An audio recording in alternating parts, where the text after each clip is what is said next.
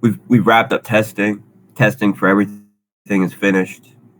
We're gonna publish another audit in the next couple of days, so that's exciting. Um, we're working on some stuff that we want to come out a couple weeks after launch. One of them is actually, you know what? Let me just hold off till Ray gets here.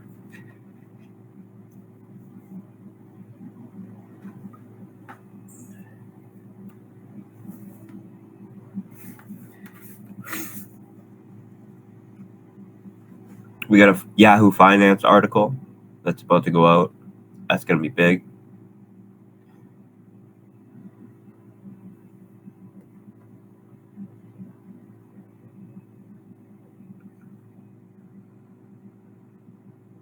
Yeah, I could do that, Mitch. What's up, Ray? I see you. What's up, Forex? I'm excited. You know, we got so much going on right now. We're only 13 days from launch, so we're going to start hitting people basically every day with marketing and promotion stuff, continue to ramp that up. We got some development stuff going on that I don't think people are fully aware of that I want to talk about. We got another audit that we're about to publish in a couple of days, so it's exciting.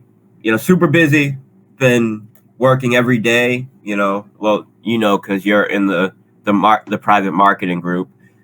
I get on in the morning and then I'm signing off at 11 o'clock, 12 o'clock at night.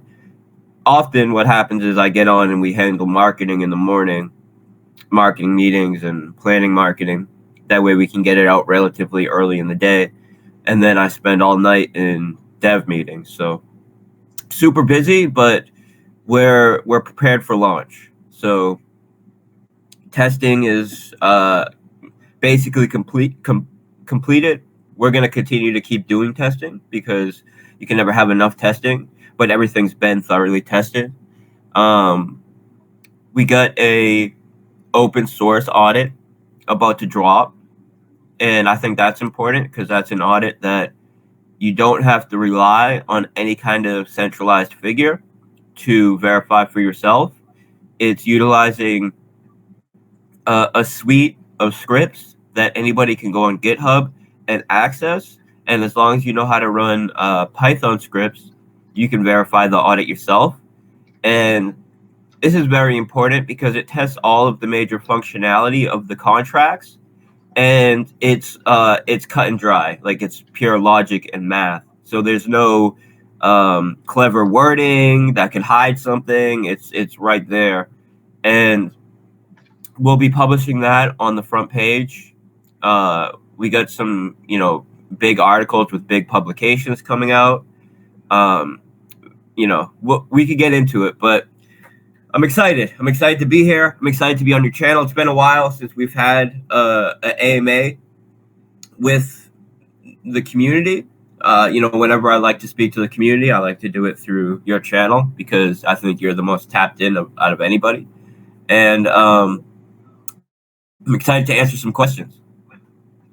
For sure, Forex. Just reminder, guys, hit the like button on the channel and make sure that you guys are supporting every Twitter that goes out, every single article that we have out there. Take it upon yourselves, guys, to go and put that brick in. Like the Animal Farm propaganda picture shows the dog and it says work harder. But in reality, the more that we put into this project, the more that we're gonna get out. So if we're all operating together on multiple fronts, we will all have greater success. So this is really, truly a community-driven project, and that this belongs to all of us. Right or wrong, Forex? Yeah, I mean that's the whole focus of Animal Farm. Animal Farm gives you ownership of the platform, and this is something that I focused on in the Yahoo Finance article that I just helped edit and gave them information so they could give it to their copyright to produce the article, is that Animal Farm is the first yield aggregating platform that does not rely on the user base to sell the token in order to make a profit. And that's extremely important because all of these other yield farms out there allow you to secure a profit through selling the reward token. And inevitably, what happens is that reward token bleeds out and it becomes less and less valuable. And then interest starts to fade on the project. And there's a couple yield platforms that are able to maintain through that because some reward is better than no reward. So if you're just going to be holding these LP tokens and you're going to be holding these various assets that have demand for people to provide collateral on, and you have a relatively low risk platform to put them on, people are going to do it.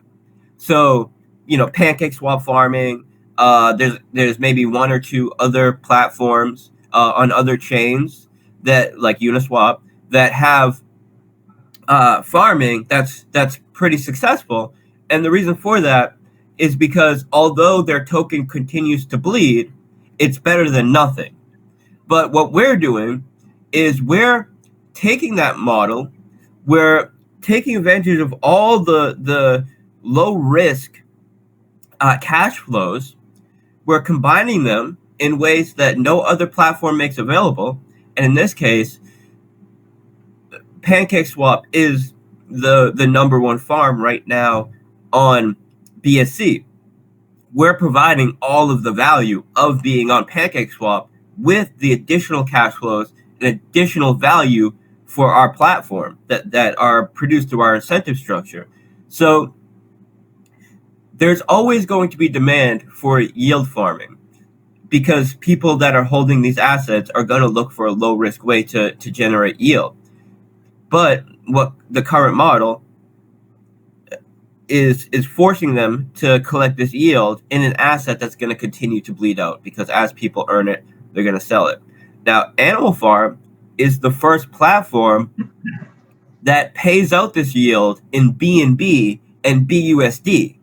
And the native reward tokens on the platform are what determine the amount of BNB and BUSD that you're earning in yield and you're earning in dividends. So it's a completely new and innovative incentive structure, and it kind of flips the current model on its head, where previously you're earning a reward token which you need to sell in order to make yield.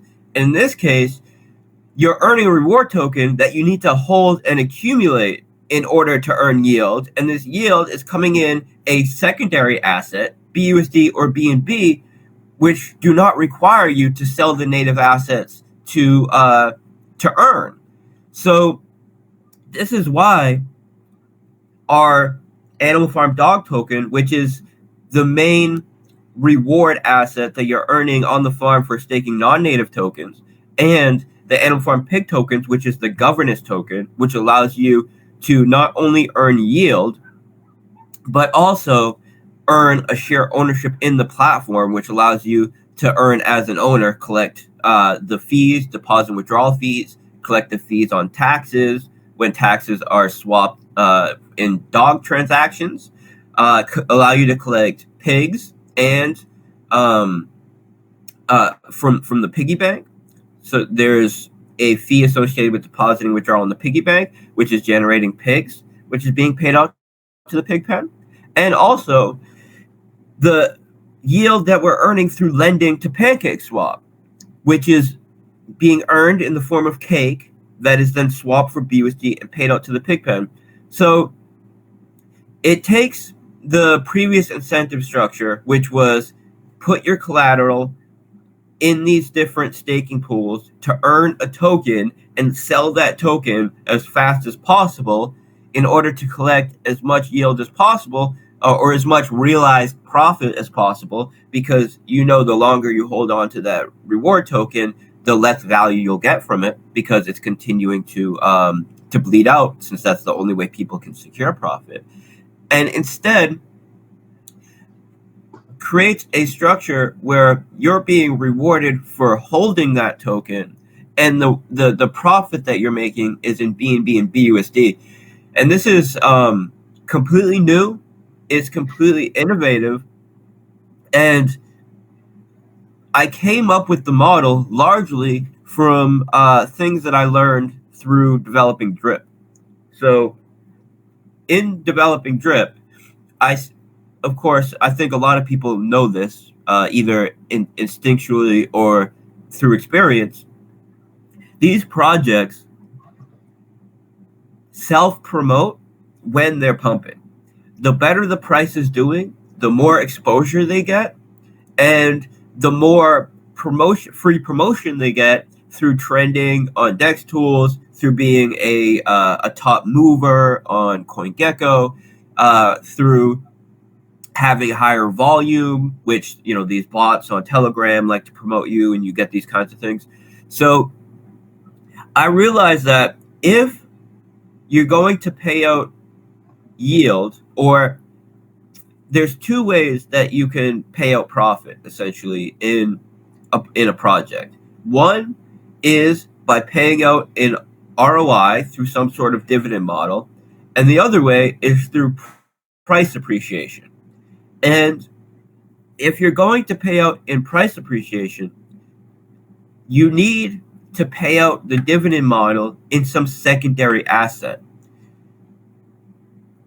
So it's really a trade-off between high ROI in the native asset or high price performance. High price performance is always going to be the better option because that's how you get a ton of free promotion, but you need to set up a proper incentive structure to allow for this high price appreciation. And the way that we've done that with Animal Farm is by rewarding people from removing those tokens from circulation. But the reward that's paid out for doing that is not in the Animal Farm tokens. And you're heavily disincentivized in the system for selling those Animal Farm native assets, both through the tax structure and also through the reduced dividend that you'll make if you're selling those native assets in the BNB and BUSD. So one thing that I'm not sure people fully realize how that incentive structure is compounded is that when you're farming with the non-native LP tokens, which is how the majority of that back-end lending capital is generated. So when you're staking BNB, BUSD LPs, or any of the non-native LPs, those are lent out to PancakeSwap. We're earning cake from that back-end lending. Now, the only way you're going to get access to that additional yield is by taking those dogs that you're earning through the farming of non-native tokens and putting them either in the auto compounding dog pound, which you're earning BNB, and that BNB is being auto compounded for you into the dog's BNB pool, or by taking those dogs that you're earning, pairing them with BUSD, getting into the dog's BUSD pool. And these are the only ways that you're going to take those dogs that you're earning and that collateral that's being lent out to PancakeSwap to earn that additional yield. That's the only way that you're able to actually access that additional profit that's happening, because you need to be in pigs and staked in pigs to actually benefit from that, because the cake that's being generated on the back end is being swapped for BUSD and paid out to the pig pen. So it's not just a matter of kind of the face value tax structure and reward structure. There's also the stuff that's going on in the back end that people will get a better and better understanding of as they use it, which is creating compounded incentives to take those dogs that you're earning and utilize them to get into pigs. Because if you're not doing that, you're really leaving money on the table, because that capital that you're earning on the back end through that lending to PancakeSwap is getting paid out to the pig pen. And you're not going to be able to access that unless you're utilizing those dogs that you're earning to accumulate more pigs, to accumulate a greater share ownership of the platform, and get into the pig pen. There's some additional development that we're working on right now that will be dropping shortly after launch, and that is an auto compounding pig pen. So this is something that I've wanted to do. We needed to come up with a proper structure to allow for it. Just technically, there's a lot of technical considerations when you do something like this. And that's something that we've spent the past couple weeks really focusing on, because all of our major development is finished. We're just doing testing. So, and the testing is complete as well. It's, as I said earlier in the call, we're never fully completed with testing. Testing is something that's ongoing, that you never really complete. But we've done, everything has been thoroughly tested. So now we're starting to work on development on some of the other stuff that we wanted to have done, and one of them is this auto compounding pig pen. So what this auto compounding pig pen will do is take the BUSD that you're earning in the pig pen, buy pigs with it, and then stake it for you. And this will be happening constantly, every 5 or 6 minutes. The way that we like to set up our auto compounding mechanic is with a threshold. So basically, once there's enough BUSD on the contract and someone does a transaction, it uses that BUSD to buy whatever it's buying to compound and get in there. So it's kind of technical, but the way that a lot of auto compounding contracts work is through centralization. So they'll have a system where they have an oracle that maybe once a day calls a transaction or calls a function to use whatever is going to be compounded and compounds it, uses it to buy whatever it's going to buy and compounds it. And this is done through a centralized oracle or through a function that only a developer can call, and they call it. And this is centralized. And the issue with this is that if someone is calling that function and someone can plan on it, they know when this buy is going to happen. And if it's happening, say, once a day or once every couple of days, then chances are it's going to be a relatively big buy. And say it's centralized, right? Let's just say I'm some shady dude. I create an auto compounded contract, and I'm the one that's calling the compound function. Well, I know when I call this compound function, it's about to take all the capital that's about to get compounded and buy this asset and put it into the auto compounded contract. So what I could do is buy right before this happens, call the compound function. It causes a price appreciation because it just took whatever is going to be compounded and bought that asset, compounded it, and now I can sell after and remove the buy pressure that was just added through that auto compounding. So we wanted to ensure that we have a fully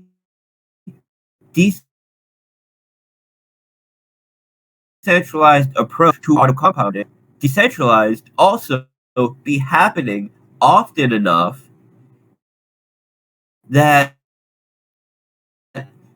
every individual buy is not significant, but they accumulate. So instead of having one $100,000 buy once a day, we're having a $5,000 buy happening every 5 minutes or so. So that way, there's no one situation that someone could take advantage of, and it's not being done through some centralized figure calling a function. It's being done based on actions that are taking place in the contract. So we like to have a 5 minute cooldown, something like a 5 minute cooldown. And what that means is the function can only be called every 5 minutes or so. And then, and this is just for gas reasons, you don't want a major function that doesn't need to be called every transaction to be being called every transaction, because then you're paying extra gas for no reason. And we trigger this function whenever anybody does something in the contract, a deposit, a withdrawal, a claim. Whenever anybody does any transaction in the contract, and it's been, the cooldown period has gone by, so it's been longer than 5 minutes, and there's a specific threshold of, in this case, BUSD in the contract. And the reason why we want a threshold is because we don't want to do buybacks if there's only $5 in the contract. That's just a waste of gas. So when you build the system in this way, what happens is every 5 minutes, if you do the cooldown for 5 minutes, people are constantly doing transactions on our contracts. So every block, multiple transactions are being done. So what happens is someone does a transaction, it triggers the compound function. The compound function goes, okay, has it been 5 minutes since the last compound? Is there enough BUSD in the contract? Meaning, is it over a specific threshold of BUSD in the contract?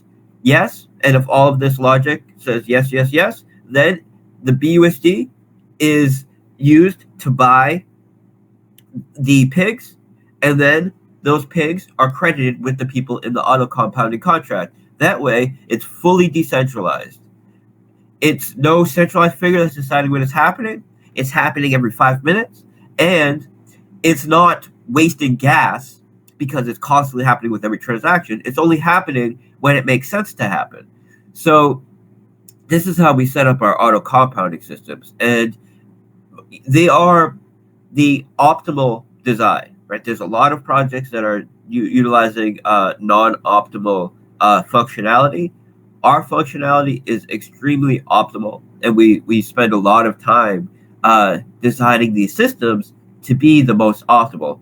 There's some of these things that we develop, if we just wanted to throw something together, we could probably do it overnight, like literally.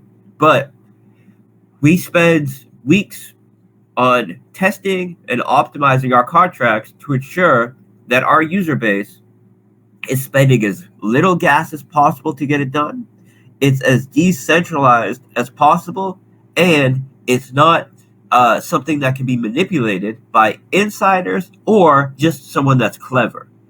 So this auto compounding Pigpen will be coming very shortly after launch. And that's something that we're working on right now. And I think that's going to be exciting for people because it allows people to have a really a hands-off approach. So you don't have to babysit your position. If you want to get into Animal Farm, you know that what you're going to do is you want to earn as much compound interest in the system as possible, and you want to accumulate as a great of a ownership position as possible. We want to make it very easy for you to do that. So we've developed this dog pound and pig pen and the auto compounding system. So you can be farming dogs, or you can buy dogs, put them into the dog's auto compounding. Now, this dog's auto compounding is taking the B&B that you're earning, buying pigs with it, or sorry, buying dogs with it, with half the B&B is being used to buy dogs. It's pairing this dog B&B LP, staking them in the dog's B&B farm for you, and earning pigs.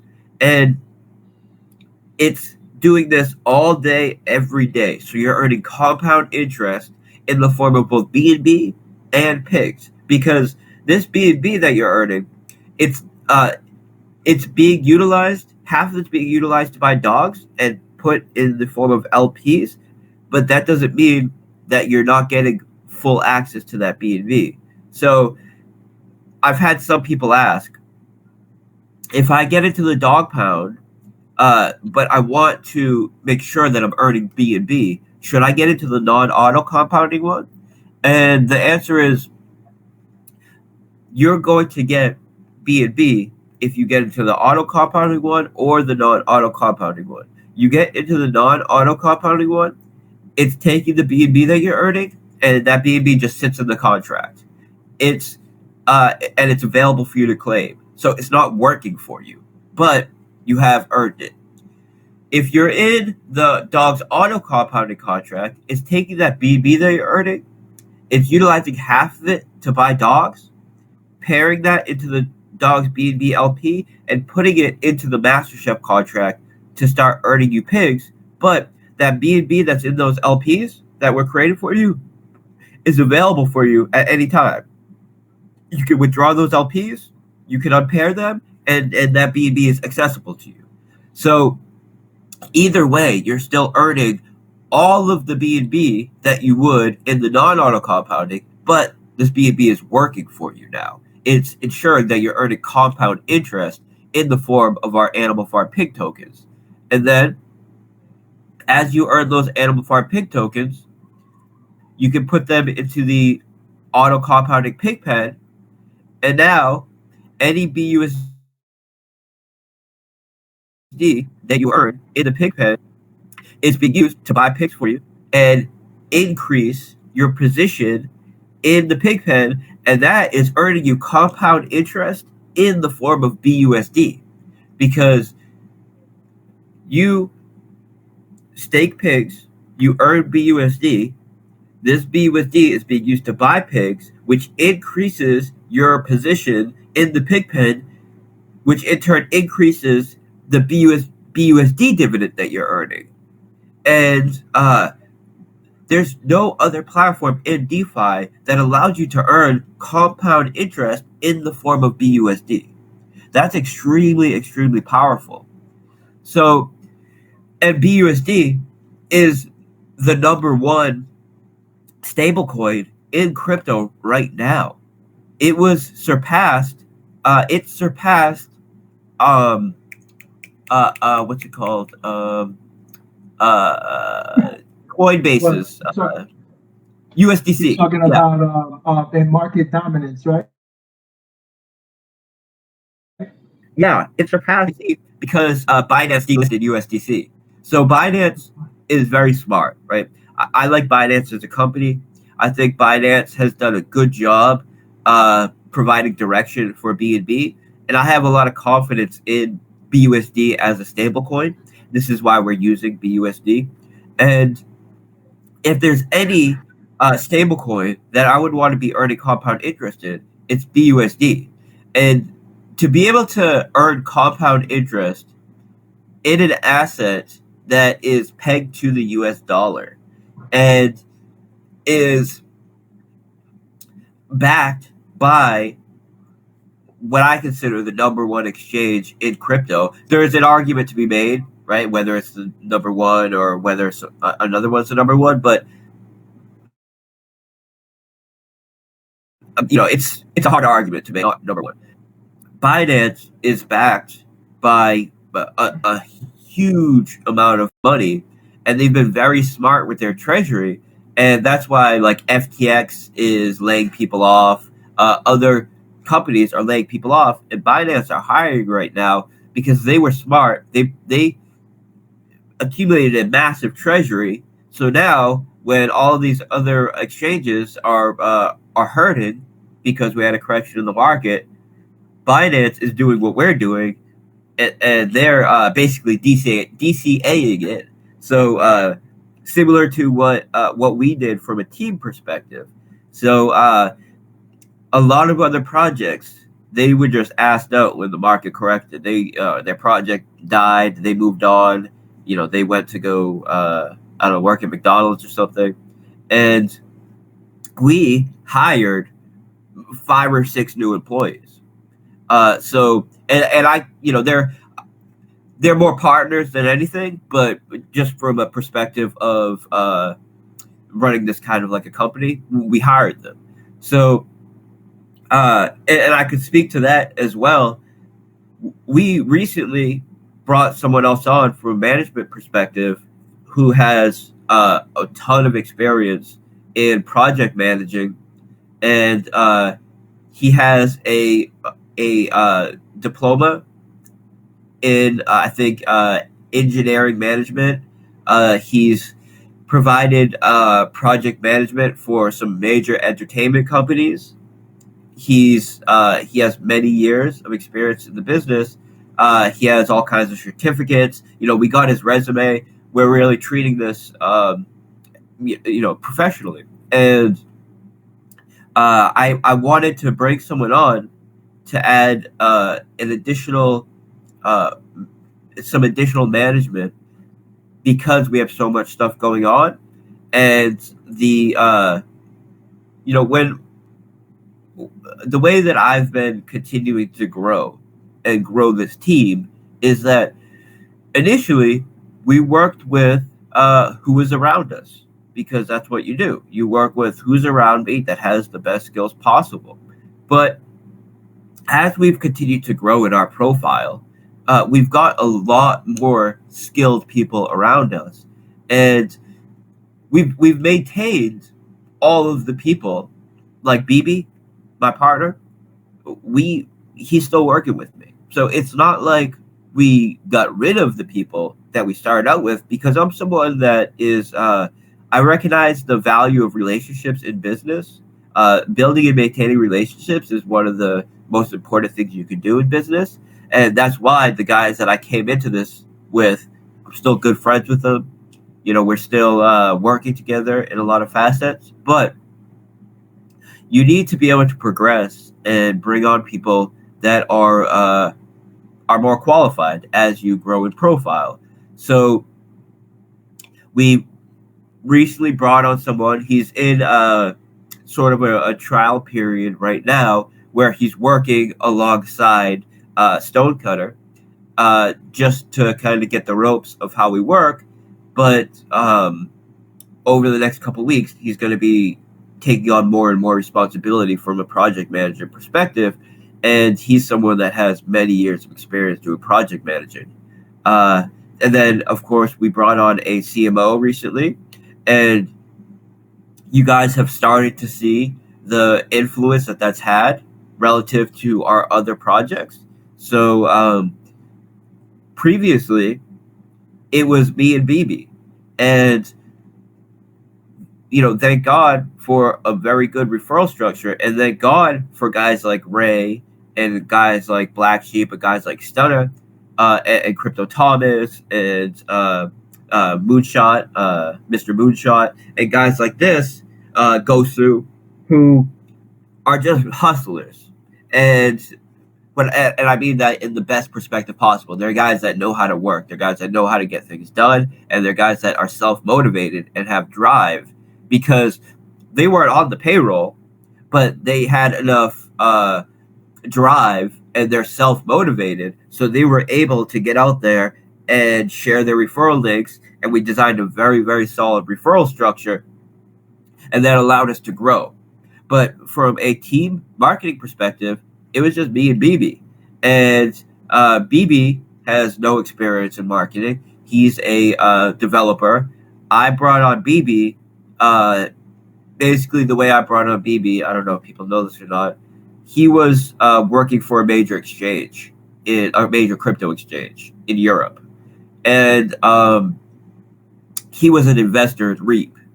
And he was someone that really was had been following me and really liked Reap. So he was going to launch a fork of Reap on BSC.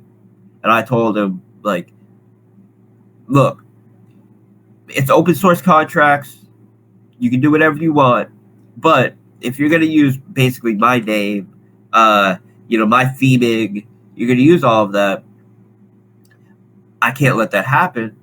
So I'm either we could decide to work together, or I'm gonna launch a fork of Reap on BSC either at the same time or right before you do, and of course people are going to buy mine because it's the legitimate one. It's the one that everybody knows.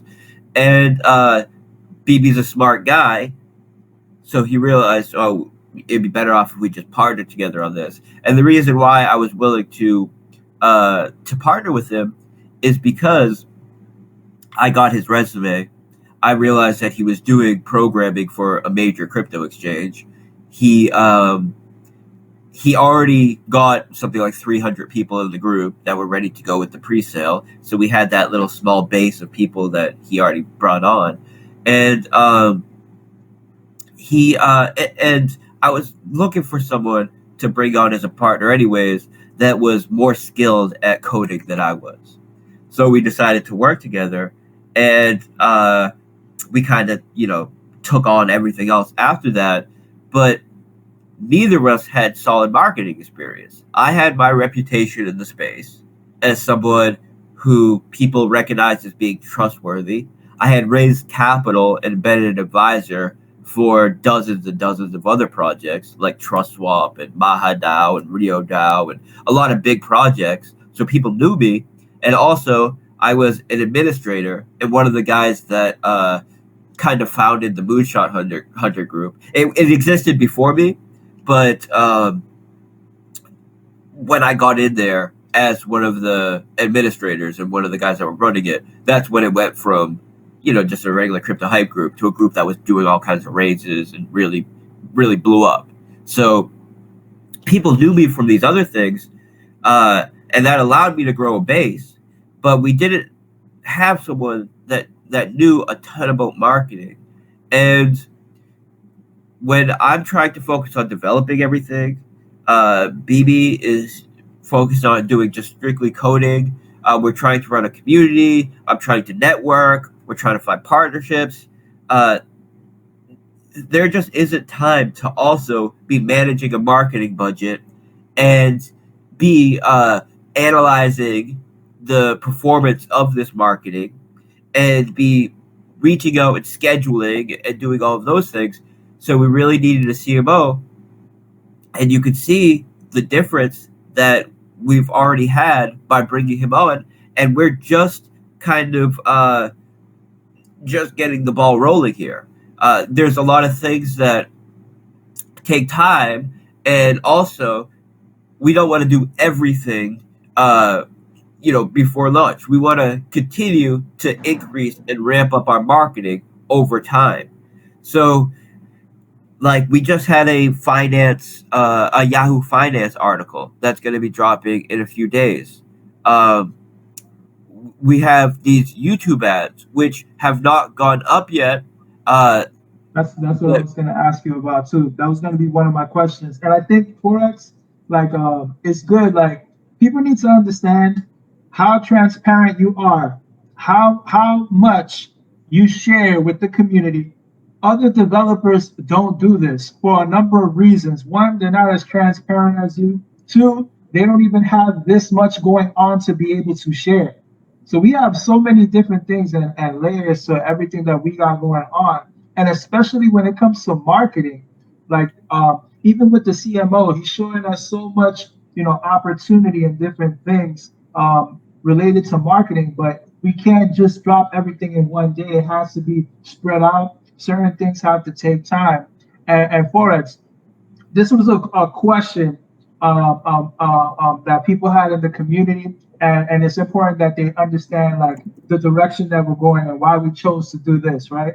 The ad, right? The marketing ad that we're going to use on YouTube, the one with the Gary V style marketing, like it's like a quick clip.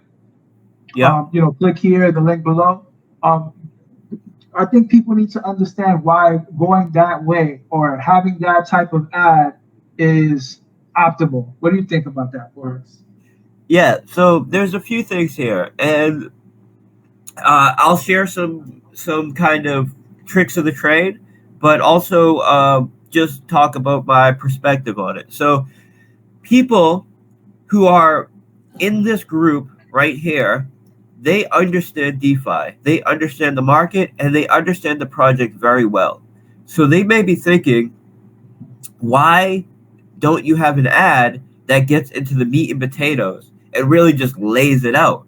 And I think that's the main thing that people, when people see it, are kind of like, oh, this seems kind of, I don't know, maybe clickbaity or something like that.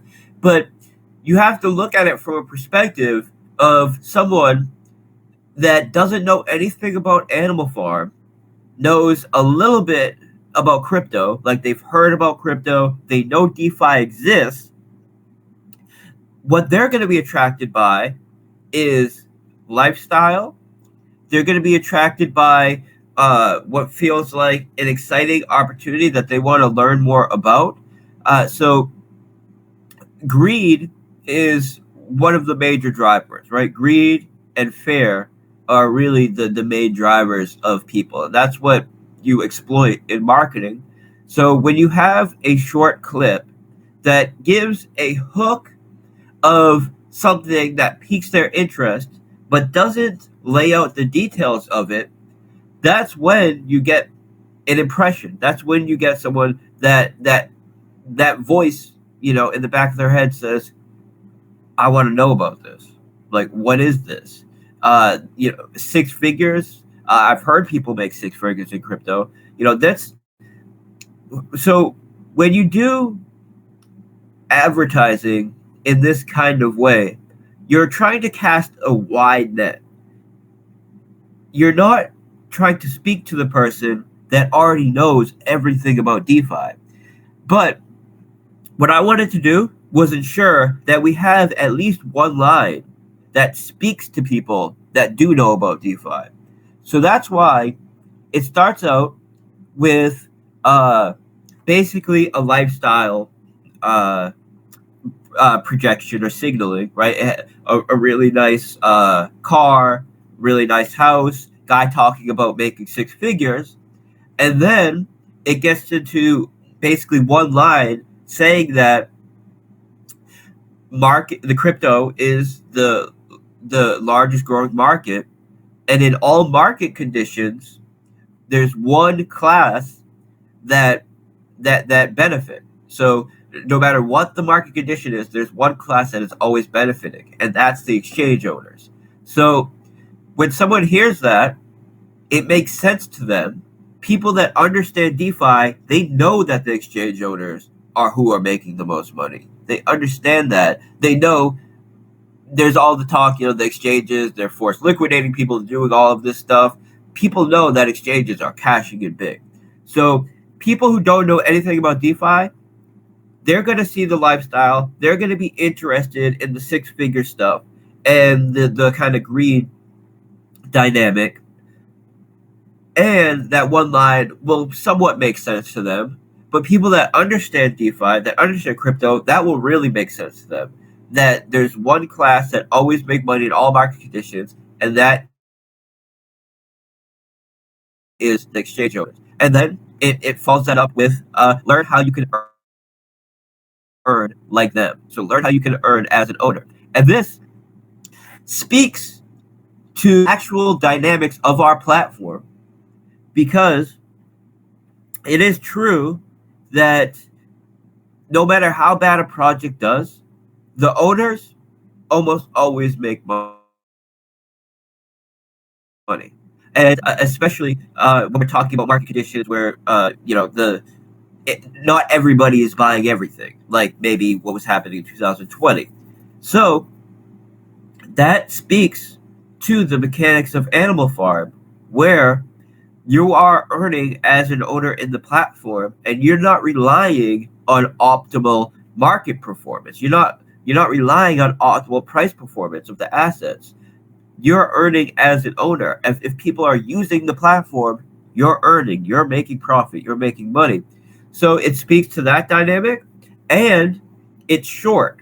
So there are different kinds of ads that you can place on YouTube, and they cost different amounts of money. And you can get ads where if someone skips before a period of time, you don't pay for the ad. So if you can get your major chunk of information quick and early on, and then have some kind of dead space at the end of your ad where it's just saying kind of click the link below, that forces someone to either skip because they're not just going to sit there watching blank dead air, or to click. And if they skip before the ad is over, we don't pay for it. And if they click, they get forwarded to the home page or the landing page, where now we have another hook for them, and that's the competition. So all of this was designed with the help of our CMO and with obviously feedback from me. The part about the hook about the exchange owners, right? That was something that I wanted to make sure we included. So we're speaking to people that understand something about DeFi, but also it would make sense to everybody.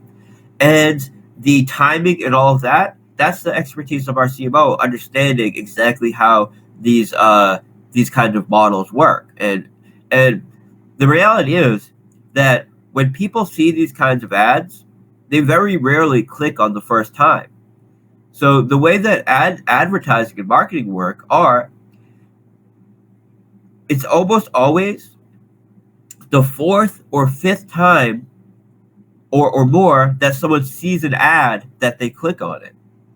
So if you can have an ad where people are seeing it, they're getting that impression, but not clicking on it. If they click on it, great. If they don't click on it, great. If they don't click on it, we're not paying for it. They skip it, we're not paying for it. So it creates an opportunity where until they click on it on that fourth or fifth time they've seen it, we're not paying for it, but we're still getting those impressions. So it's really the most efficient kind of YouTube ad that we could create. It's designed in a very specific way to meet very specific needs, and it's designed to kind of take advantage of the main drivers of people and what drives them to get interested and want to get involved with something. So people are going to see the ad. Some will click it. Maybe 5% of people will click it the first time they see it because it's a good ad. It speaks to something that interests them. But there's going to be plenty of people that see it and they skip it. And they skip it again. And they skip it again. And then the fourth or fifth time they see it, they're, maybe this time they're actually paying attention. Or, whatever the case is, this time it lands on them because people are not thinking the first time they see an ad often. They're just skipping by it. But after they've heard it 4 or 5 or 6 times, they're forced to think about it. And that's when they click on it. Now, once they've clicked on it, they hit our landing page and we drive them in further with the competition. So the competition has a bunch of tasks that they need to do in order to have a chance to win the money, the BUSD. And for every task they do, they're further embedding themselves in our community and getting further exposure to our marketing and to our promotion and to the people in the community who are going to help them get onboarded. So all of this is by design. Then we also have the video on the front page, which we just updated. So we added in a bunch of visuals.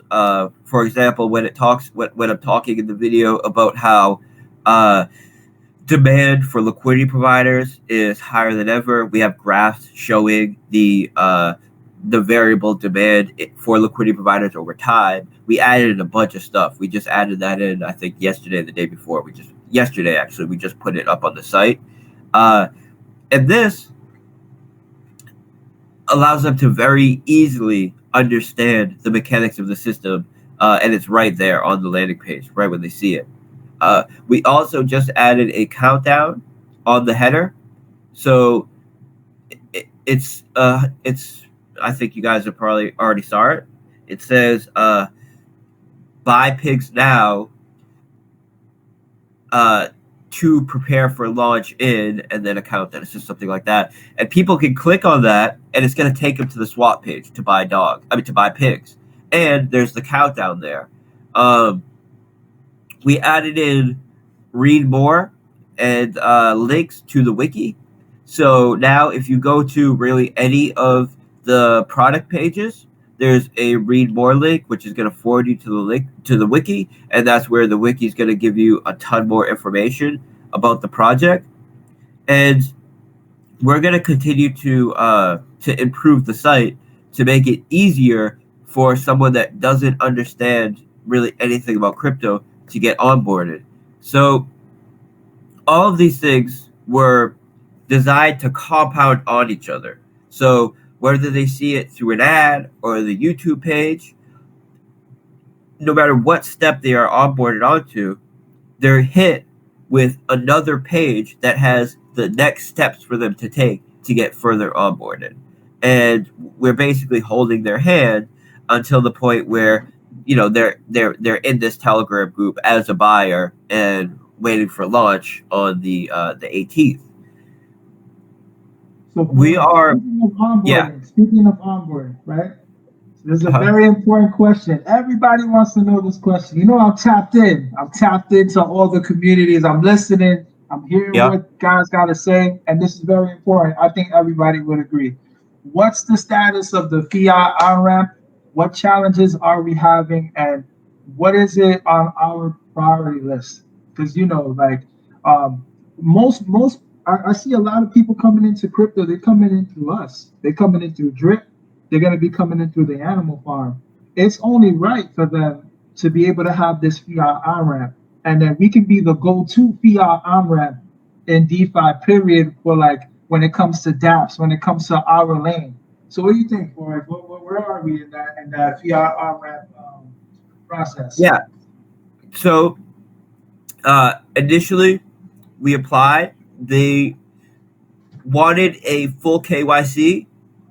Of course, people know that I'm pseudo-anonymous, which means that I have my reputation based on my name in the space, but I'm not someone that docks myself completely because I think that limits our ability to progress in the future and do things like privacy, do things that really challenge the the wider banking system and the major institutions.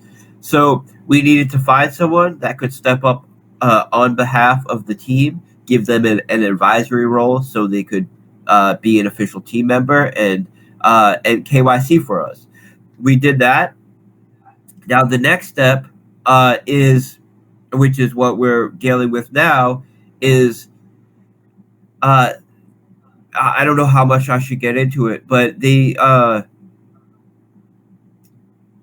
I don't know how much I should give away as far as that goes, but they so we're gonna get it done. It's gonna get done, and it's an X amount of time that it's gonna take for it to get done. It's getting done right now. So there's some things that they want you to do, which take time. Which Don't say it. Don't say it. Just we're in process and we're gonna get it done. That's it. Yeah. So we have. There's several ways that we could get it done. That and one of them is like a definite, but there are ways that we could get it done that are better than others. So right now we're working on a way that we can do it so people can use credit or debit to buy dogs and buy pigs on our site. That is that's the best way. That's the way that we're trying to do it right now. That requires some steps that involve very heavy KYCing and also some establishments that you have to set up and all of this stuff, which take time and they're complicated, and especially they're complicated in the way that we would have to do them because we wanted to stay fully decentralized and fully pseudo-anonymous as a team. So we're not giving targets for anybody to try to attack us. We're not giving any centralized institution that someone could come and try to target us and try to shut us down. So that's the way that we're trying to handle it right now. Now, for whatever reason, if we are not able to do that, then we have a backup where people could come use credit or debit to buy B&B on our site, and that B&B can get automatically swapped for our token. And that is an easier threshold that we can meet. That is something that some other crypto projects have done, and that's something that we could definitely do. And then the third option, which is kind of like uh, the the final thing, the final backup that we know we could do, that that I would say isn't as ideal, but it's something that we could do just to ensure that we have a fiat on ramp. Is there's a lot of small, terrible crypto projects that were able to get fiat on ramps early on before some of this heavy regulations got in place, like in 2020, 2021, that are essentially failed projects. And uh, there's one of them that I have my eye on that we could buy out. So what that would look like is essentially the developers at this point, since it's a failed project, effectively have all of the tokens, and we could buy out the whole project, buy the deployer wallets, buy out the tokens, blacklist any holders that are not, that remain, that are whatever, some small holders holding dust or whatever, and then use that token as a vehicle for fiat on ramp. So people would use credit or debit to buy that token, and then that token would be swapped for dog or pigs, utilizing some automated contract on our site.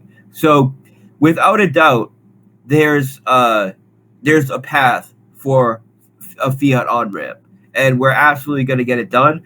What we're aiming for right now is something that has no in between process. There's no you buy B&B with credit or debit and that gets swapped. It's you buy dog and you buy pigs directly with credit or debit, and that's what we're working on now.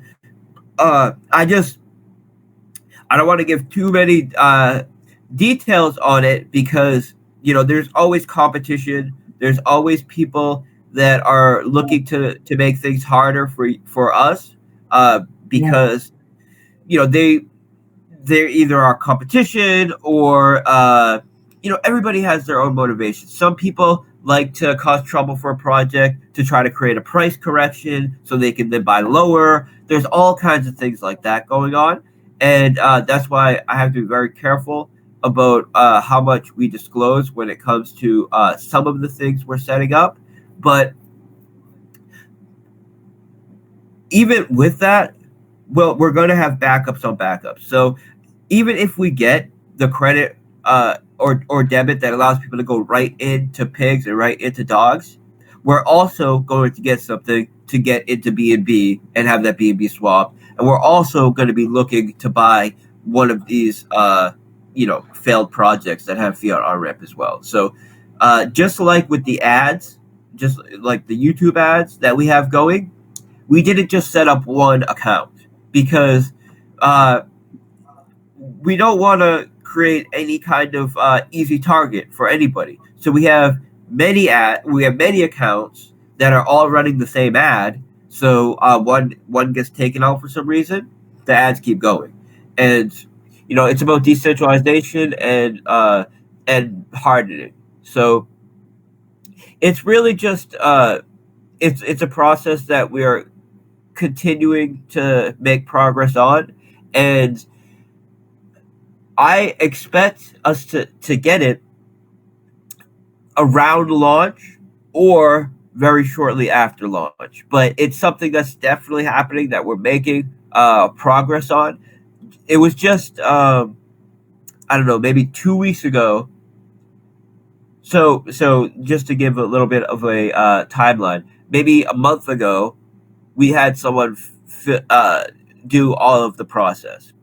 Then they needed some additional documentation. that person that we had do it had their passport expire. So between the time that they filled it out the first time and the second time, their passport expired, and then they were taking forever to get it updated. So we decided to go with someone else, and then that person filled it out, got through the whole process, and now they want some other thing that they want to be basically uh, created for this to happen, and that's what we're in the process of doing. So uh, it's it's something that will absolutely happen. It just takes time to do right and to do it, in the way that we want to do it.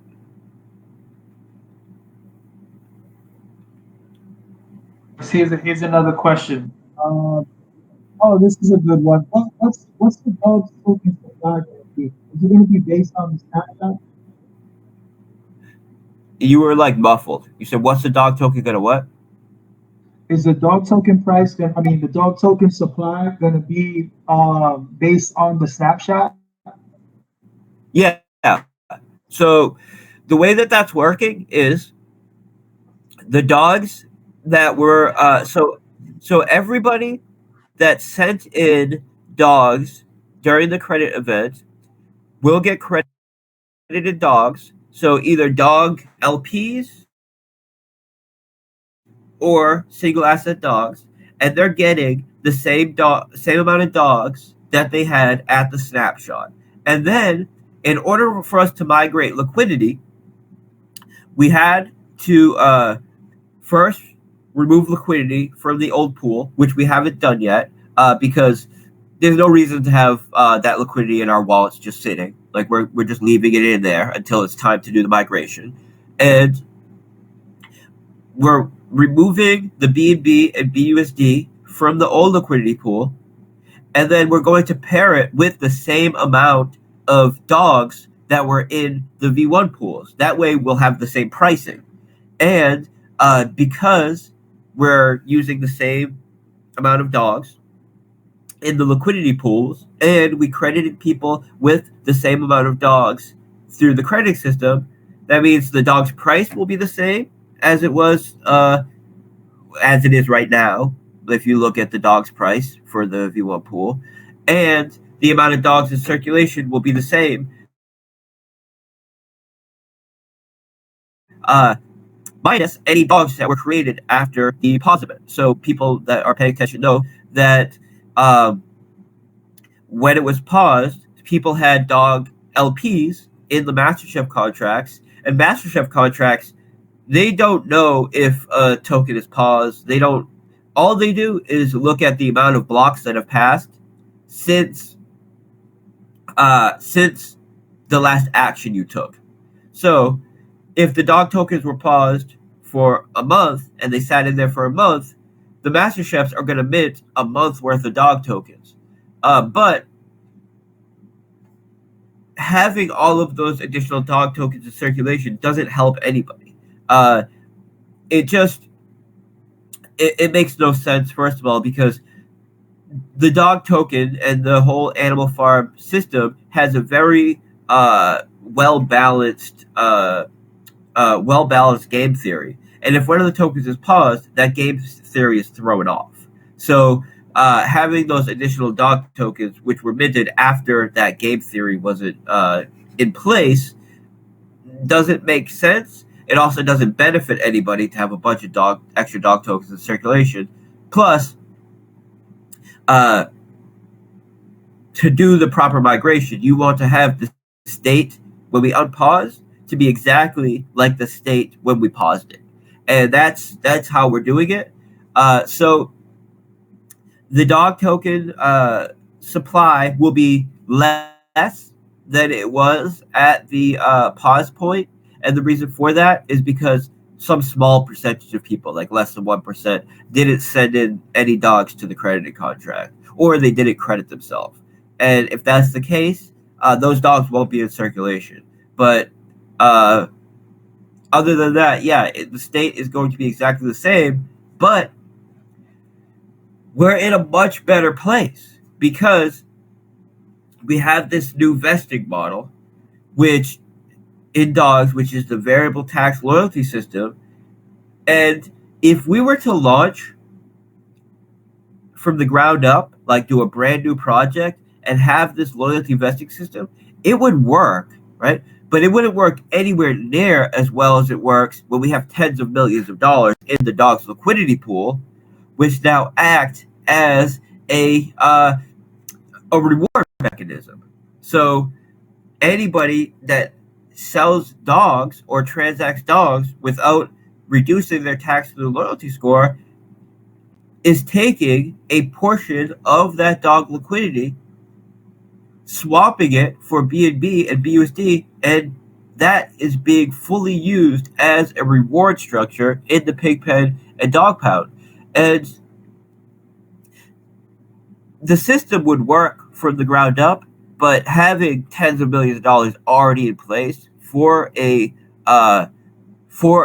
reward mechanism, and having a couple $1 million for pig pen injections, for marketing, and for us to continue development is another major benefit that couldn't have happened if this was a something that we're launching basically from the ground up. So when we developed Animal Farm, we had first Manor Farm, and Manor Farm was how we built up a large capital pool that we could then migrate over to the decentralized ownership model.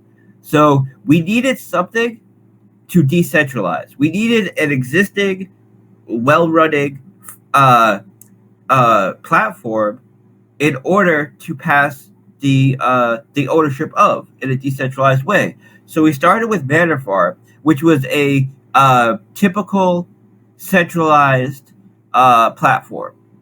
And then after a few weeks, we launched Animal Farm and decentralized the ownership of Manor Farm. That's when it became Animal Farm. And then we spoke from day one that we would add an additional layer. So Manor Farm was layer 1, Animal Farm was layer 2, and we spoke about doing a layer 3. And this is our layer 3. This is where we started with Manor Farm, we decentralized it through Animal Farm, and now we've added the incentive structure to really really optimize the performance. And it's, as far as I'm concerned, it's a completely different project, because the dog pound and this dog's vesting variable tax loyalty system completely changes the game. I mean, it takes previously on V2 on or layer 2, the initial Animal Farm, you still had incentive to sell the dog token. It was a choice. It was, do I want to sell the dog token and have a 6% tax, or use it to earn pigs to get a share ownership of the platform? And a lot of people utilize it to earn pigs, but some portion of people decided they were going to sell it anyways, because they're used to the traditional yield farm model, where you need to secure profit early and often on that reward token through selling it. Through the new loyalty vesting model, we've completely removed that incentive. So now 100% of the incentive is based around accumulating as many of the governance and reward tokens as possible, so you can secure your profit in the form of BNB and BUSD. And if you try to secure profit through selling the dog and pig tokens on the market, you're further rewarding the people who are not doing that, in a massive way. So the whole game theory and incentive structure has changed, and it's changed in a way that we could really only do as an additional layer on an already existing platform.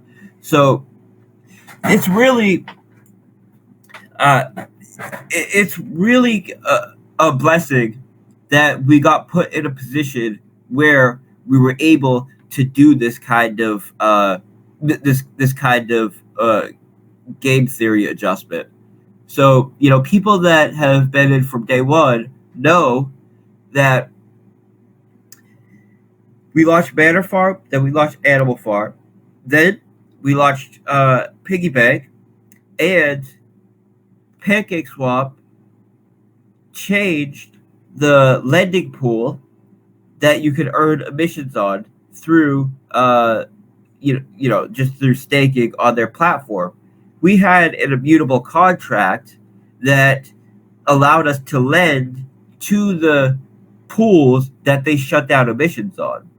And that's when we had to make the hard decision of, do we continue to go live without the backend lending, or do we update our contracts to ensure that we can continue to do the backend lending? And it it was a hard decision, but it was also clear what the right decision was. So it was a hard decision because that meant we need to essentially put off the launch for a period of time, but it was an obvious decision because through the back-end lending, we're able to earn an additional 30 to 40% APY on all of the LPs staked on our platform. And there's hundreds of millions, if not billions of dollars staked on the platform. So that's, 30, 40 million dollars every year that we would be that we wouldn't be able to earn if we didn't do this. So it was very clear that we need to do this, and that would take a bit of time. And if we were going to take the time to update these contracts, which meant updating the farm contracts, the pool contracts, the pig pen, then we might as well take everything that we learned from V1 and everything we learned from Manor Farm and everything that we learned from Drip and really just put it into play. And that's what we did. So when we initially launched Manor Farm and Animal Farm, it was with the idea that, okay, we want to add an incentive to add liquidity to Drip, but we want to do something that's sustainable. We want to do something that adds value to the ecosystem. So we kind of quickly threw together the plan of Manor Farm and Animal Farm. But it was with a very specific goal and kind of a closed window as far as what our idea and our roadmap was. When we had to do this V2, that's when I really felt the pressure to, okay, we need to do something that's going to change the game and really be something that is extremely unique and something that will rival anything I've ever done before, because we have the time to do it. And I had brought on the Scratchy developers at the time, and we just finished Scratchy, so we had the team to do it. I had just brought on a project manager, and that's when we started thinking of different incentive structures to basically take everything that we learned from Animal Farm and put it to work and put it to use. And we would have never had this possibility if things didn't go the way that they went. So it's really a blessing that we are where we are right now, and yeah, I think that we've developed something that is levels above anything that exists in the space from a yield aggregating and lending perspective. And the plans that I have for it moving forward are equally as powerful. So I don't want to just do back end lending to PancakeSwap. I want to add a full lending model. And Uh-oh. yeah, Alpha. and this is going to be integrated with Drip and Animal Farm, but also be scalable in the sense that it will service all projects, like how Scratchy will. And Animal Farm is really the platform that will allow us to do that. Because in order to do that correctly, you need to have liquidity pools, uh, and you need to have. I don't want to give away too much to competition, but you need to have a structure similar to Animal Farm to be able to do that. And I plan on doing a Animal Farm. Let me just say this: Animal Farm is a base for us. That's Right. it's a starting point that we will continue to develop and build and add utility to, and I think it's the perfect base to start doing that because it handles lending and yield aggregating in a better way than any other platform. It's fully decentralized, it's fully trustless, and it creates a perfect platform to do all these other things like the insurance and the lending and so next year we're going to bring out a lot of that stuff, but for this year we have the what will come out first is the auto compounding pigpen will come very shortly after launch. Then the game, the Dogs of Fortune game, and the Dogs Roulette. Then a new Drip UI. Then Scratchy.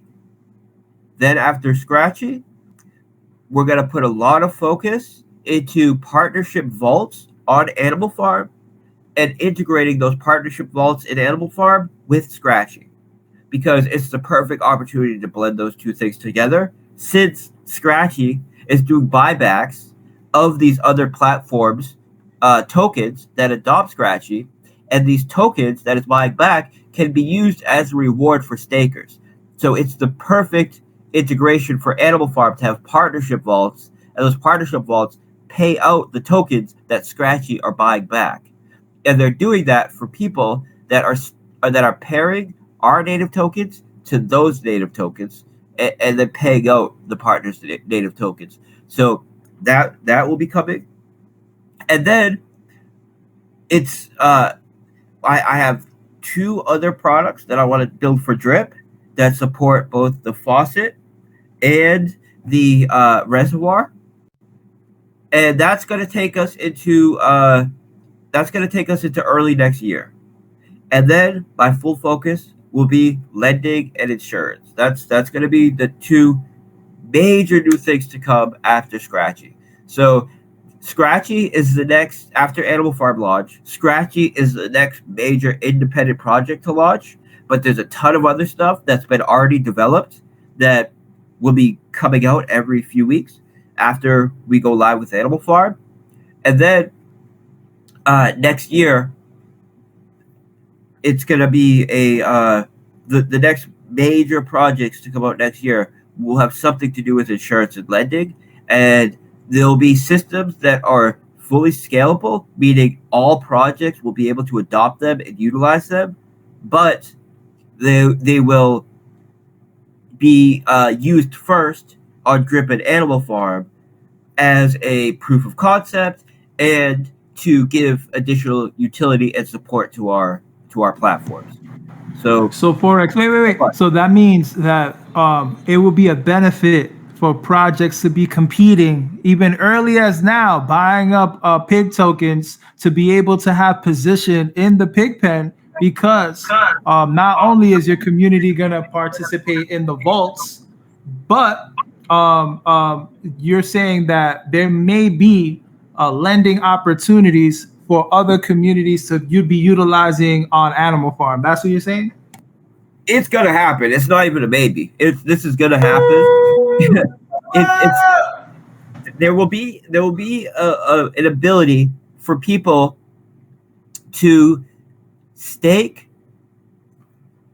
non-native assets, so partnership tokens, and be able to take out a loan against them and have different risk models based on the token that's staked, and these different risk models will determine the interest that the lender earns. So we're going to start off with our native assets because that will be the easiest to control. That'll be the easiest to get the numbers dialed in, and I already have the logic worked out for it. And then from that, we'll go with the easy low hanging fruit. The stable coins, the chain links, the cakes, and we'll continue to build from there, right? And since it's fully trustless and fully decentralized, it's going to be up to the lender and up to the person who's staking to determine if it's worthwhile for them to issue out a loan based on this asset that's staked and what kind of interest they're interested in collecting based on this stake. And it's not going to be a system where each individual user has to determine, okay, I want this much interest for this loan. It's going to be based on like a difficulty scale where similar to how if there's less people in a system. So for example, with mining, like proof of work mining, the more people that are in the system, the more difficult the algorithm is to get that mining reward. It's going to be essentially the inverse of that. So the more people that are in this collateral pool, and the more people that are lending to that collateral pool, the less interest the lender will earn. And because just the way that this game theory works and this kind of model works is clearly if there's more lenders and more people providing that collateral, then people see it as a lower risk, more attractive play opportunity. So the APY adjusts for that. And for projects where there's less lenders and less collateral, the interest is higher. So I already have the logic worked out to be able to do this completely decentralized and utilize our systems first. It's just a matter of building it. And there's so many things I want to build, but we already have a ton that's already built, right? Animal Farm is already built. The game is already built. The Dogs of War hacker game is already built, and that is a multiplayer, passive and active game. So it has a passive gameplay and a turn-based multiplayer active gameplay. That's already built. All of the contracts are already built for that. We're wrapping up the UI stuff now. The Dogs Roulette, that's already built. Scratchy's already built. So we have all these things that are already built that we need to get out. But this lending model that I was just talking about, that's something that needs to be built. That's why I'm saying it's going to come next year. But the logic and all of that for it I've already worked all of that out. I've already spent many months. In fact, I started working on this lending idea a couple of years ago. Just I brought on a developer. We started working on it, and then I decided to put it up on the shelf so I could work on Animal Farm. And while we've been working on Animal Farm, I've just been continuing to develop the logic for this lending idea. And now it's it's put together. It's just a matter of building it. And that's going to be massive, right? Because it's something that is going to service all of DeFi. And when you have a service that is able to be utilized by all of DeFi and fits a market, it has this market fit and hits this demand that no one else is reaching, that's when you have a project that just takes off. And we have the community, and we have the development team, and now we have the marketer, the CMO on board to not only get the first mover advantage, but really be able to exploit that first mover advantage and get a huge user base early on to be able to continue to support it. And that's really the trick. If you're going to be a first mover, you also need the community and the skills to take off with that first mover advantage. But once that ball gets rolling, you have a major advantage. And we have that now. So, I was talking to one of my developers earlier and just saying that, for example, whenever a new second layer chain comes out, there's always the race for who's going to provide the first DEX. And typically there's 2 or 3 DEXs that come out. One of them is just a little bit better than the other, so it gets more liquidity. And then once that one has more liquidity, then there's the network effect, and then it takes off, and then it's the DEX on that network.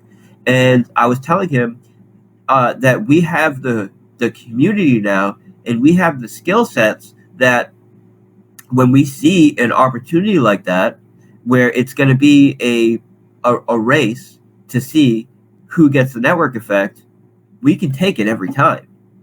We just have to be prepared for when that demand for whatever this platform is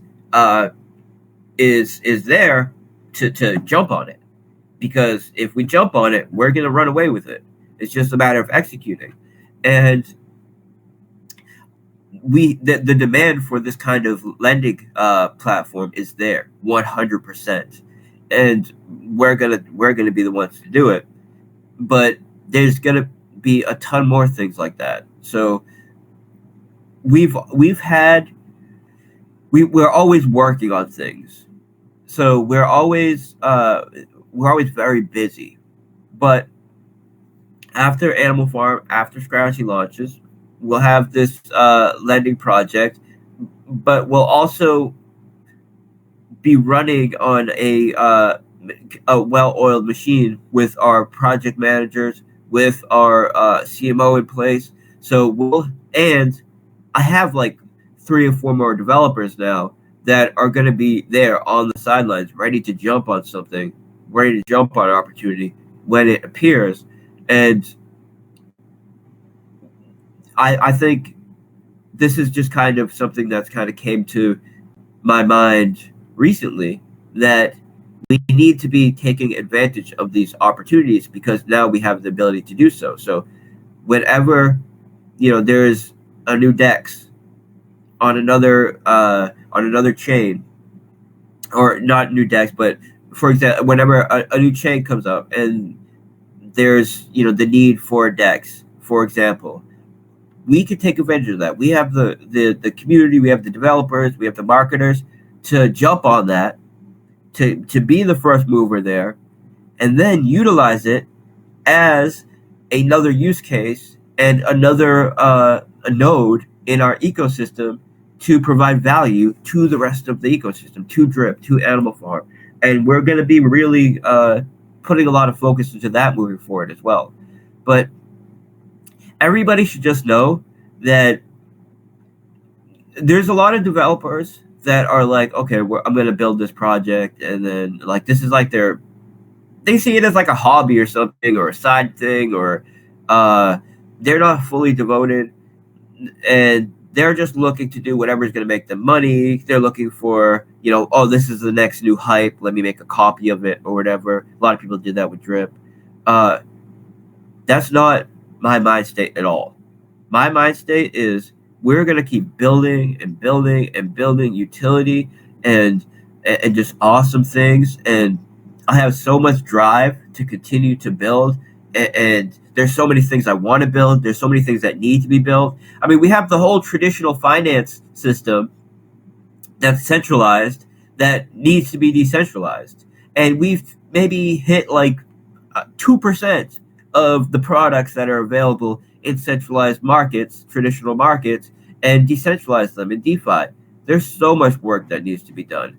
And Forex. This question you just answered it now too. Is just what's the biggest hurdle in getting mainstream finance on board with DeFi and understanding this ecosystem isn't just another shitcoin and it's Animal Farm and it's lending. There you go. That's the answer to yeah, that. utility. It's Right. utility. So you need to provide the kind of utility that they would get in traditional markets, and you need to provide the kind of security that they would get in traditional markets. And of course, a lot of that so-called security in traditional markets is a false sense of security, because at any point, well, we saw this in Cyprus, right? Cyprus has their traditional banking model, and then in the early 2000s, all of a sudden, they just decided that because they were getting, there was too much capital leaving. This is when the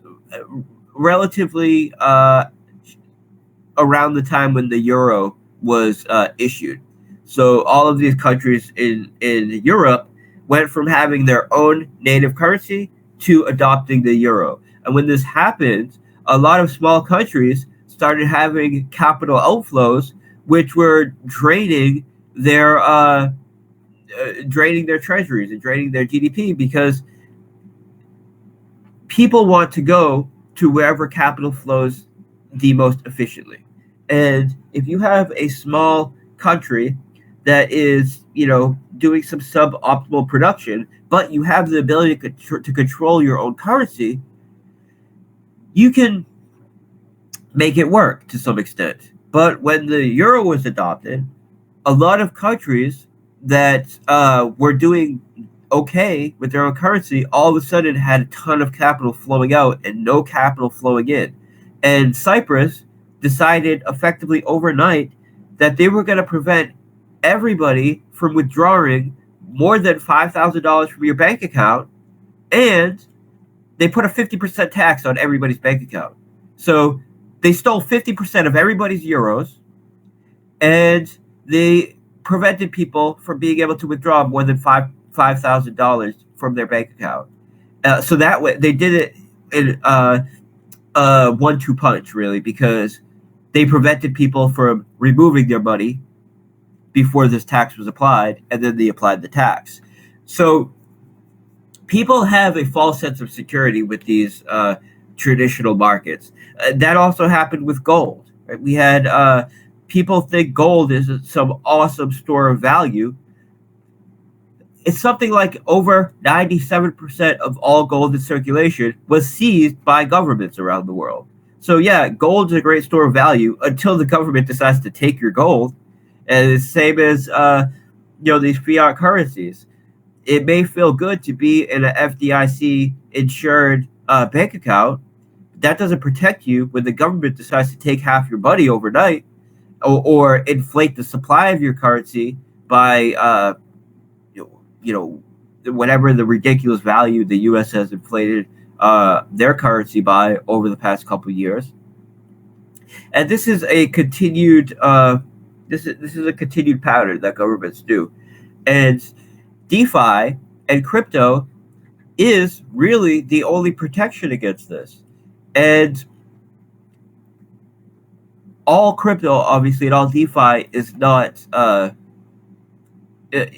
made the same, right? There's a lot that is not protection at all, but there are a few kind of shining projects that are a true protection against this government intervention.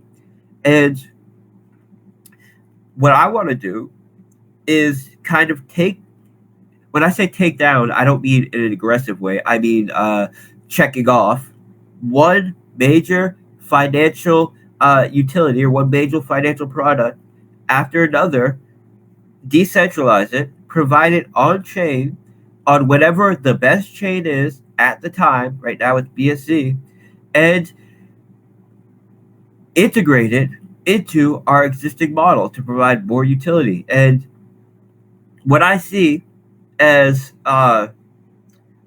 what I see that's right now missing, that is one of, if not the largest traditional finance products, is insurance and lending. There's no good, truly decentralized insurance and lending models in crypto or DeFi. And we're going to be the first to get that done. And this is another thing, another reason why these major institutions are not coming into DeFi, because we don't have proper insurance models. And lending is how the super wealthy secure their profits, because loans are not taxable events. So these are the two major utilities that I see as being missing from DeFi, that are preventing some of those big players from coming in. And if we have an ability for people to take loans against their capital instead of needing to sell their capital and realize capital gains, and if we're able to insure accounts similar to an FDIC type of insurance structure, but being fully decentralized, it's going to be extremely, extremely attractive to the everyday user plus the major players. And we have the ability to do that. And it can't just be for one or two projects. It needs to be a system that is scalable and adoptable by all of DeFi. So that's why I'm saying that we're going to do it in a way that is scalable, and that every project in DeFi will be able to utilize. And of course, we're going to have our platforms be the initial proof of concepts. That way, we're providing this huge value to our platforms first, but not limiting it in that way, because there may be some short-term positive gain to only providing it for our projects, but that's really being short-sighted, because it would be way, way, way bigger if you make it service all of DeFi, and if your projects are the first to get adopted by it, and it has this scaling capability to service all of DeFi, it's going to drive a lot more capital in the end into your projects than if you just provided the service for your projects. So I'm, you know, I don't just have one or two things that it's like, okay, we're going to develop this, we're going to launch it, we're going to sit on it for a few months, then maybe we'll develop something else. I've spent the past 6 months, we got at least 4 other awesome products that are finished that will be coming out every month or every other month. At first, some will be coming out multiple months, but we have products that could be going out every month or every other month, taking us into next year, like let's say Q2 of next year. And then I already have the logic worked out for what we'll be building after. So I don't believe there's any project with the kind of roadmap we have. I don't believe there's any kind of development team with our kind of track record. We've learned so much from our experiences over the past couple of years as developers, that have helped me develop my team, have helped us work out how we're doing our testing, how we're doing our auditing. This is why I brought on 2 additional developers just to handle auditing and just to handle testing. People that see our new UI recognize that we brought on new UI and web interface developers to really ensure that we're taking that to the next level. So just like you saw our UI and our front end was taken to the next level, so is our security, so is our ability to develop products, so is our marketing, right? You guys see that we are improving in marketing, and this is just the beginning. We just brought on these new members to our team, and we're still learning to work with each other, and we're still putting in place the things that we need to put in place to really work as efficiently as possible. But you guys see we're already making major improvements, and we're just starting to tap into that. Like, we have so much more room to grow as far as our ability to market, produce, security. Nothing was rushed here. We've previously, basically everything we've done has been rushed to some degree. People were, I know everybody wants everything now, and I understand that. And people were like, they wanted a launch date. They wanted a launch date. But anybody that was here knows we did not rush it. We really put in the time and did the testing to make sure this is going to be a flawless launch. Just like our dogs crediting, no issues, flawless. This is gonna be a flawless launch. Everything is going to work perfectly, and we're going to continue to do these seamless, flawless executions, because I know that is one of the most important things for investor confidence, for bringing on new investors, for partnerships, for everything. It starts with flawless executions and great ideas. So you need both. You need the great idea, but then you need to be able to execute on that idea flawlessly. And if you don't have both, then you're not gonna perform, or you're not gonna perform to your potential. And that's been our focus for the past few months. Really, really, really making sure that when we go live, it's seamless. It works. And it works exactly how everybody expects it to work. And we could just put our full effort and our full attention into now marketing, because we're not worried about seeing this little thing and addressing this little thing, and recovering something else. And this is something that comes with experience, and we have that experience. We have more so than most projects in DeFi, if not all projects in DeFi, because we've done a lot over the past couple of years. I've been working in the space for a very long time. When I interview projects for DAO raises, these third-party projects, that kind of gives me some insight into how green some of these other development teams are. And these are guys that maybe they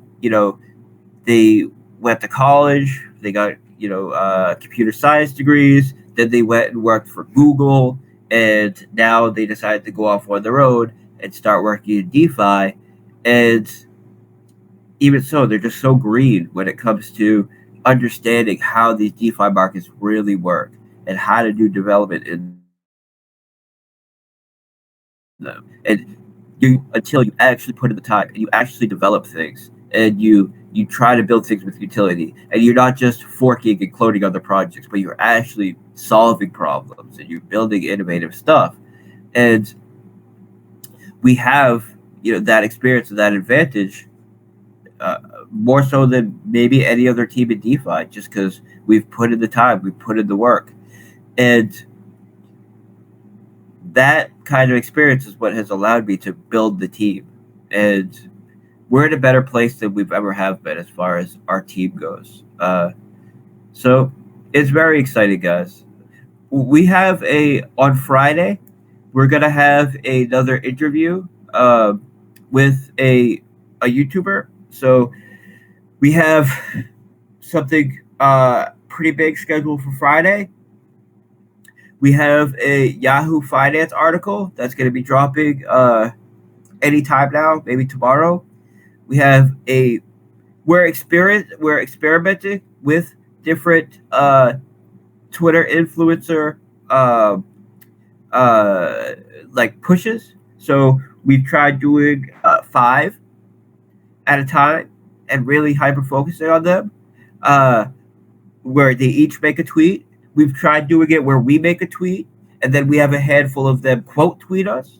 We've tried doing a major push where we have 40 of them tweet at the same time, and we're experimenting to see what is going to give us the most impact and what we need to focus on. And we have a bunch of analytical tools set up to analyze what's working for us and what we need to focus on. So you guys are going to see a continued improvement on our marketing, and there's a bunch of things that we have scheduled that we just haven't released yet. That I mean, like 75-80% of what we have scheduled as far as marketing, we have not tapped into yet, because some of it we wanted to leave to the week of launch.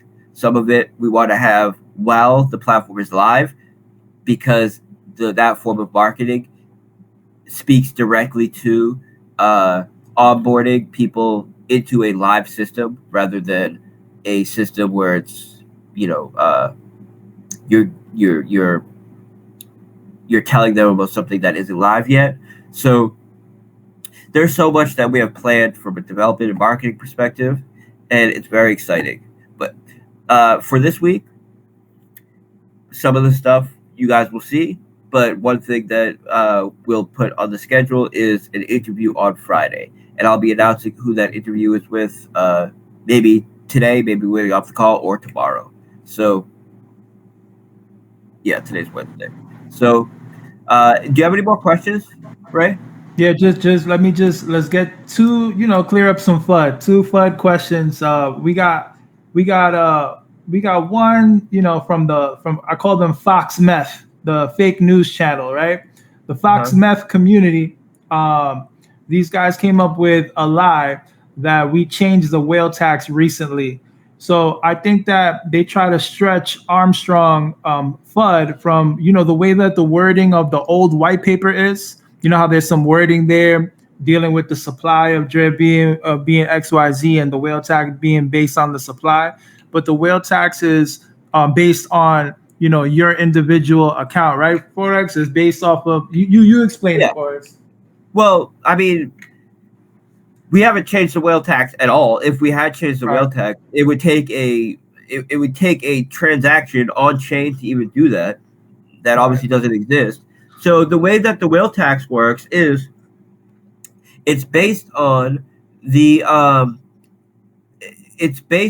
specific number of tokens. So the initial supply of drip was 1 million drip tokens. So 10% of the supply was 100,000 drip tokens, and that's the max whale tax when you get up to 100,000 tokens. The white paper says 10% of the supply because 100,000 tokens was 10% of the supply at that time. I think exactly.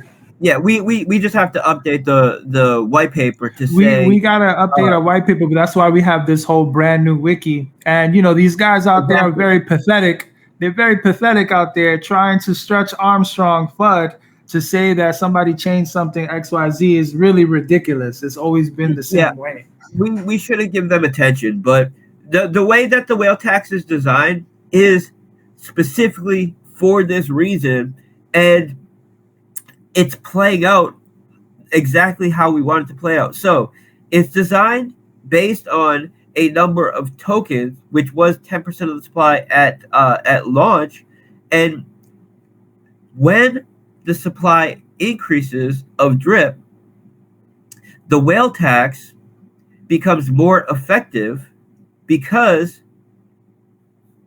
it's a smaller threshold to reach. So if the supply increases, more people will be hitting the whale tax sooner, and if the supply decreases, less people will be hitting the whale tax sooner. So the whale tax is designed specifically to do this. So if the supply is increasing and that results in a reduction of performance, then people will be hitting the whale tax sooner, which has a greater effect on the performance of the drip token and allows for a better price performance. And if the supply is lower and that results in a better price performance, then less people will be hitting the whale tax sooner because there's less drip in circulation, so it's harder to get that 100,000 drip. So it's always been the same. It's always been 100,000 drip tokens to hit the max whale tax, and it's based on 1 to 10% of the starting supply. So 1% of the starting supply is 10,000 tokens, then 20,000 tokens, and when you hit 1% of the starting supply, which is 10,000 tokens, there's an additional 1% tax placed on your withdrawal from the drip faucet. When you hit 20,000 tokens, which is 20% of the drip starting supply, then there's an additional 2% tax placed on your withdrawal from the faucet. And this is to ensure that no one at any point can withdraw and sell more than 3% of the drip supply at any one time. And it's always been the same. But this is, this is just a perfect example of how there's a very small contingency of people who are running competing projects who stretch and reach for anything that they can find to confuse the investor base, Right. and then use that to lie to them by saying, for example, this lie is that the whale tax changed, when in reality the whale tax didn't change, and you're using the fact that the supply adjusted to take advantage of people that don't understand the system to cause confusion and then lie with that confusion to make it seem convincible. But these same people, right? So it's really two people that that have competing projects. Well, one of those projects completely failed. The other one is failed as well. It's like no one uses it. It's hit zero basically. But these same two people, right? They make up lies. They cause confusion like this. They start groups where they try to get attention. People join it because they're just wondering what is this. They add people. They add people to the group. How you can add someone to a group. They buy another Metro PCS phone. They make another Telegram name. And then the once they have 100 people in there, 200 people in there, or whatever, that's when they start asking for donations. That's when they start talking about their next project that they're going to launch. And out of the two people who are the main, I don't want to give them attention, and I don't want to spend time talking about them because that's just going to further invigorate them. But one of them has rugged 8 other projects, and the other one was in there asking for donations as soon as they got a couple hundred people in there. We put our researchers on them. They're in other groups talking about their heroin addiction. I mean, that's why Bartown people were making up the comic, the Death Star instead of the Death Star, and just clowning on them. I mean, these people are they're the bottom of the barrel. They're trying to the bottom of the barrel. Yeah, real talk. They're trying to take advantage of people who are new, don't understand all of the mechanics, and then they make up lies to exploit that confusion and get attention, and then they leverage that attention to scam people and ask for donations and push scam projects. And both of them launch. They've launched repeated projects that have rugged, that have gone to zero. I mean, these people, we don't need to give them attention because they never get more than 100 people or 200 people in the group. They do that through adding people, and they reach for whatever they can to try to cause confusion like this. And the more attention we give them, the more effective they're going to be. So it's not even worth it. But for that, I mean, it's as cut as dry as anything. I mean, this is math. It's so I guess it's fine to address the question. I would say if in the future, anybody if can even verify it by going to old videos of any content creator that does daily videos of drip and just look at the math. That's it. You can see it yourself. But just some constructive criticism, or not even constructive criticism, but something I'll just ask you, right? In the future, I would say, so say someone makes up some lie fund like that or whatever, instead of saying, there's this fund going around with this or this or that, just explain how the whale tax works without giving them any attention, without mentioning them, right. Because that's gonna solve this. That's gonna solve the issue, right? It's gonna get the answer to that out without giving them any attention, But true. But it is what it is. These people, we've always had that. So we had a group, I can name them now, I guess, because it's been so long. Yeah, but there was a group called UFO who who ran a call signal group where what they did was they would make up lies and fun about projects, and then when and try to cause a price correction, and then once the price has corrected, the owner of that call group would announce it to buy it, and then they would all buy it at the reduced price, and then they would stop funding it.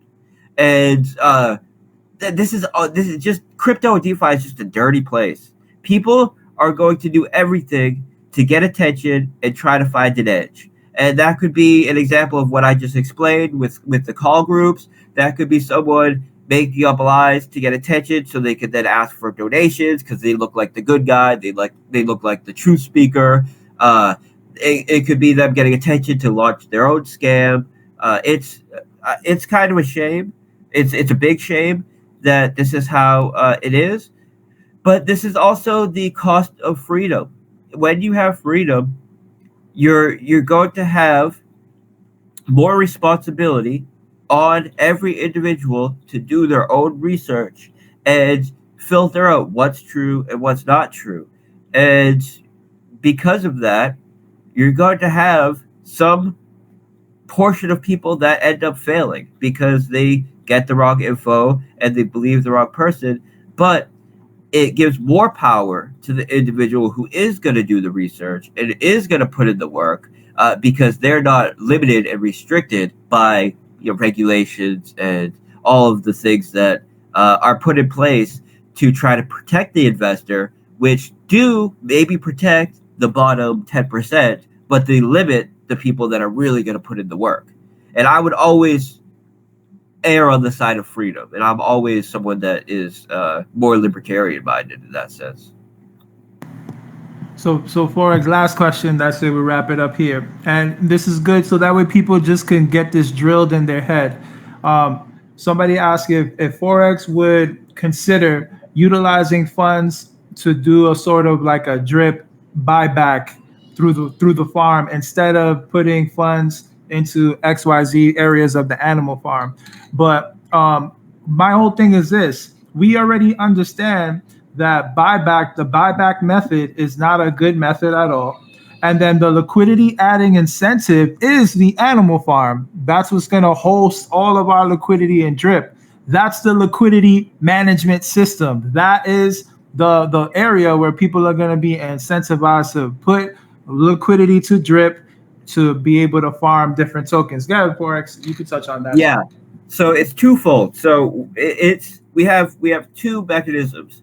One of them is the tax that's being applied, or the fee, I should say, the deposit withdrawal fee that's applied to the drip.USD pool, which is taking that drip and sending it to the tax vault, to the faucet tax vault. Then there's the drip garden, which I haven't brought up yet today, but we are working on bringing a Unity gameplay experience to the Drip Garden, which is going to be available on the Animal Farm site, and not just in the form of a viewer, but in the form of actual gameplay that has additional functionality in game. And we're working right now with the guys who developed the Drip Garden viewer to get that done. And we actually want to